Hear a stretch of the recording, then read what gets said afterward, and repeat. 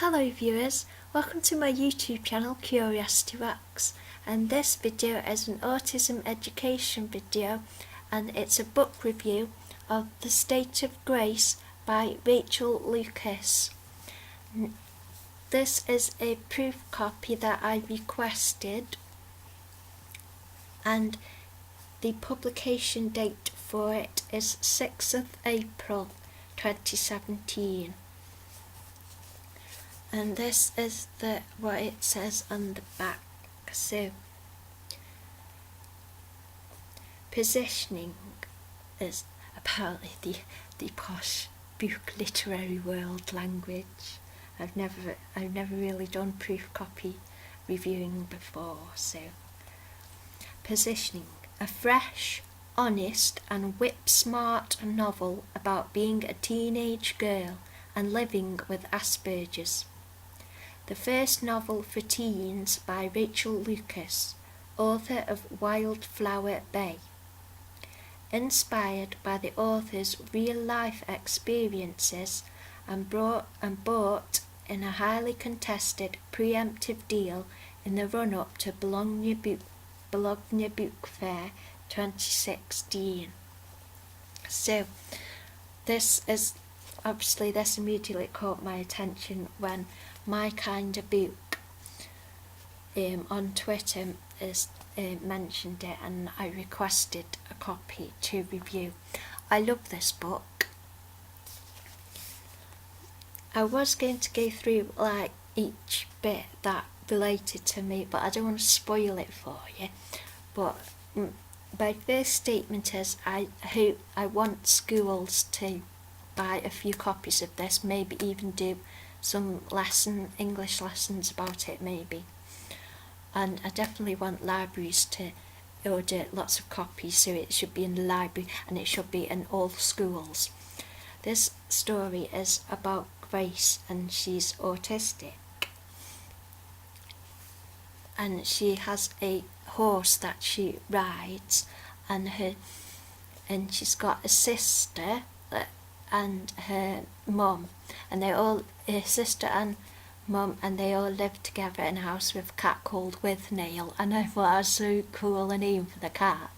I thought it was amazing.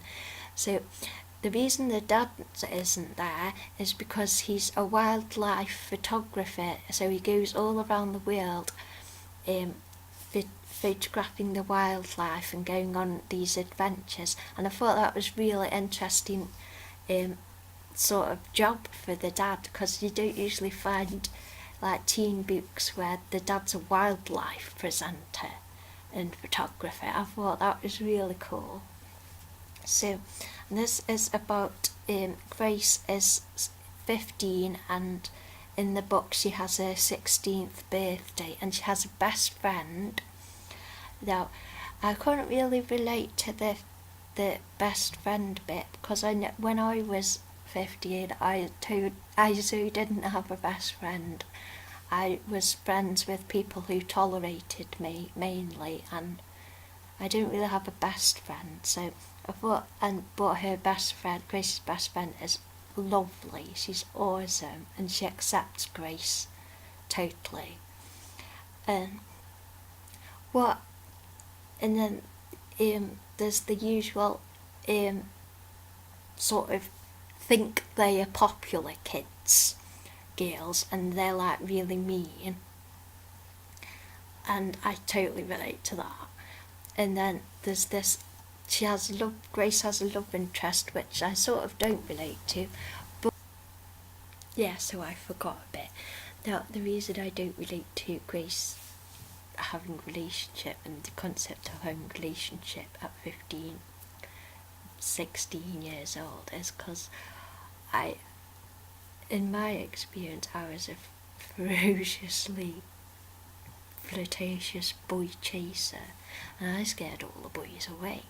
So I don't relate to the fact that a boy reciprocated somebody's interest in the book, but I thought it was a really sweet relationship. But yeah, because my experience was all through since I was about 7, I've been a boy chaser I've been the one who chases all the boys and scares all the boys away because I'm too full on.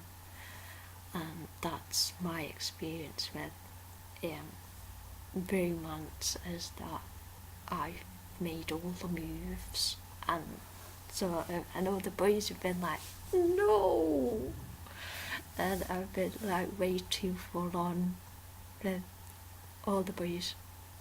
So I sort of didn't really relate to the fact of that there is two people who willingly like each other. So I thought, to be honest, I thought, I left out, wish I'd had that when I was younger. But I didn't, because I was crazy for all of the boys. And I still am, so I'd be useless in a monogamous relationship, because I just have so much love. There's just so much love, and for all these different celebrity men, and all us, everybody, I'd hug everybody. So yeah, so that's that little bit I forgot to mention. So back to the original review. But they sort of get into playing spin the bottle at this other classmate's party, and she ends up going in the cupboard with him, and then it's like really awkward, and then he notices she has a Doctor Who t-shirt on of the TARDIS and David Tennant. So I got out my Doctor Who t-shirt of the TARDIS and David Tennant to wear for this review, and Grace also loves My Little Pony, so I got my Little Ponies out. So it's like, oh my god, it's me. It's like, that was so cool. Like, we have the same interests. I thought, I really love that. And that's how Grace and this boy, they start this conversation, because they start talking about Doctor Who and how David Tennant is their favourite Doctor. I was just really happy when that started. And then there's another bit which I really relate to, is when they're on a first date, they're on a date, and there's like, it's really awkward and they're both really quiet, and then once he mentions Doctor Who, she's really relaxed, and they totally start talking all about Doctor Who. And that's totally what happens with me. As soon as, if I'm really awkward and shy and quiet, mention Doctor Who and say anything Doctor Who, and I could totally have a Doctor Who debate with you, and it really helps a lot to talk about Doctor Who. So I thought that was amazing.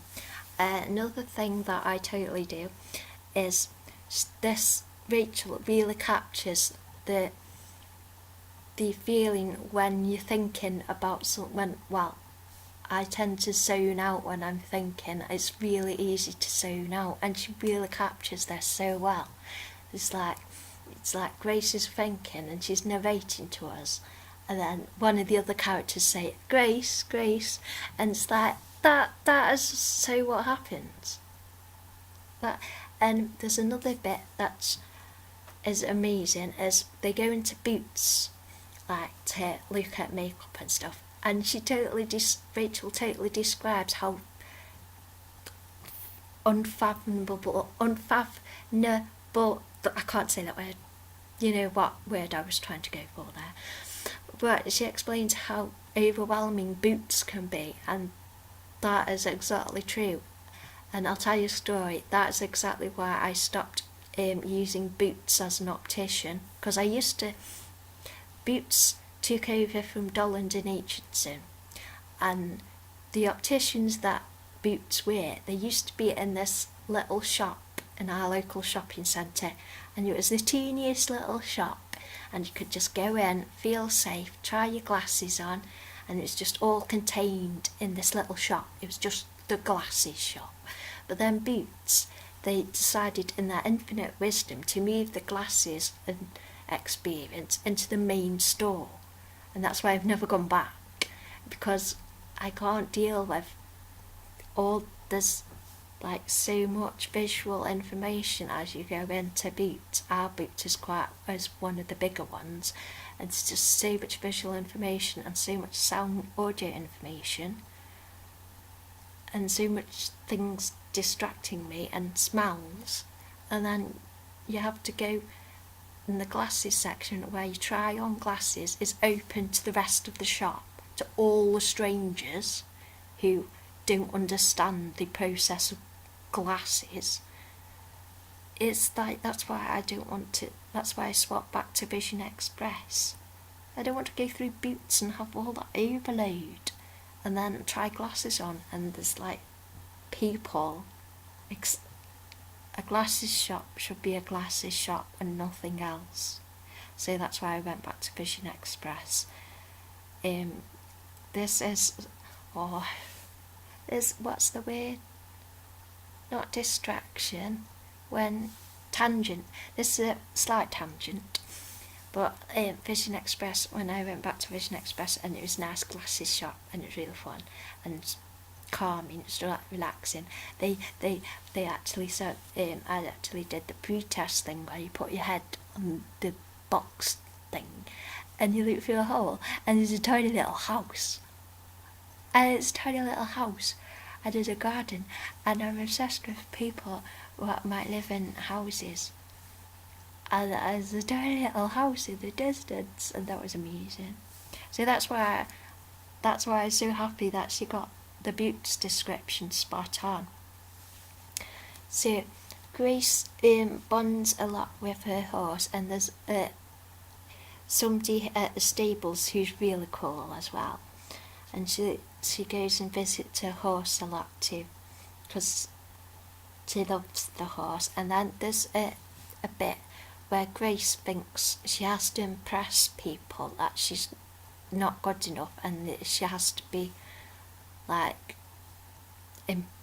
she has to impress people and do something really cool. I totally relate to that feeling too. It's that I still have that feeling. That's what motivates me a lot of the time to do creative stuff, is trying to be good enough and trying to impress people and trying to get praise and just be good enough. And in this story, she decides, I'm going to involve her horse into this big event. She wants to put on an event for everybody, and unfortunately it goes wrong and she runs away. And I totally relate to that too, because when we first got our cat Jet, he was a stray and we fed him, and then Mum and Dad went away for I think went away for holiday or to stay at my brother's, and I accidentally shut our new cat's tail in the door, and I was devastated. I had to ring up my then boyfriend, and I was absolutely distraught, and I was going to just walk into traffic. This was before I had my antidepressants, and I was so distraught that I just ruined the whole experience of having a cat for Mum and Dad, that I just wanted to walk in the traffic and just have a lorry run me over or something, because I was so upset about hurting the cat. So I totally relate to how Grace felt about how she had to escape and how upset she was, and she thought everybody hated her. I totally relate. It's totally relate to so much of this book. And then after the incident, there's another incident with her sister, and her sister has been having troubles too, and does something rather silly, but eventually her sister is okay. It's decided that maybe Grace would like to have a break, so she goes to visit her granny down in Kent. And I really liked, it was amazing, because when we was reading about Grace at her granny's house, I felt calm, and I felt relaxed, and it felt really nice to be at Grace's granny's house and just calm and relaxed, and I really enjoyed being at Grace's granny's house. And I don't know how the power of a book invoked that feeling in me. I thought it was really, really lovely and just quiet and peaceful.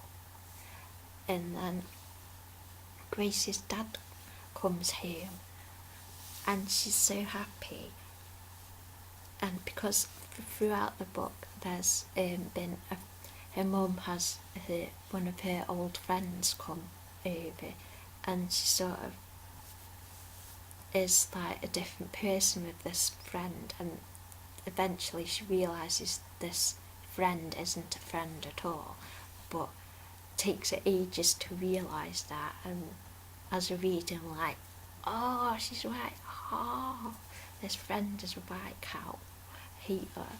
But eventually it sort of all works out, and Grace realises that she doesn't have to like do these things, that people do love her, and that she's a good person, and that they love her, and she shouldn't feel ashamed of herself or anything. So, and I love this is not sure whether it was this set between season 9 and season 10 of Doctor Who, or between season 8 and season 9, or between season 9 and the Christmas special after Nordal, but it's up to date with Doctor Who too. I just love that. Unfortunately, we might have a little friction if me and Grace are friends, because she loves River Song. I was like, but I prefer Rose Tyler. But I love the Doctor Who bits in it. It's just so much fun. So you've got to read this when it comes out on 6th of April. Definitely get it. Obviously, this is the proof copy cover. There is a new cover for it when it does come out, but to be totally honest, I love this cover the most actually, because I just love the colours and the bicycle and the bicycle tracks, because I'm totally getting when it's the official published version too, totally getting that. I want all the schools to read this and all teenagers to read this, because it is brilliant and it will teach you such a lot. I don't know how to say anymore, because I just love it. I absolutely love it. So it is a brilliant book, and I urge everyone to get it and read it and share it. So I hope you have enjoyed this book review, and me and the 10th Doctor. Totally thank you for watching. Yay!